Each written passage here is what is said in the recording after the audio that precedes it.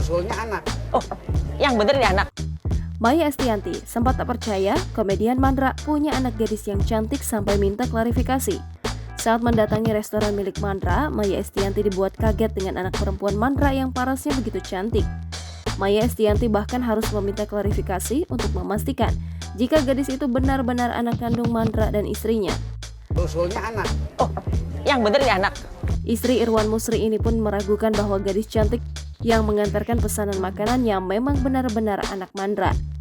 Gadis itu lalu mengangguk dan mengiyakan bahwa dirinya memang benar anak Mandra. Lebih lanjut, Mandra menjelaskan bahwa yang baru saja bertemu dengan Maya adalah anak keduanya.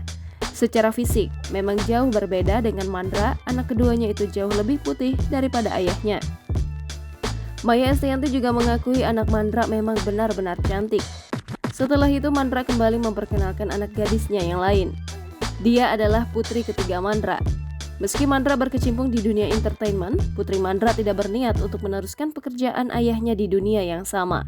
Saat ditanya oleh Maya Estianty, putri ketiga Mandra itu lebih memilih menekuni di bidang lain. Jangan lupa subscribe, share, komen, dan like ya.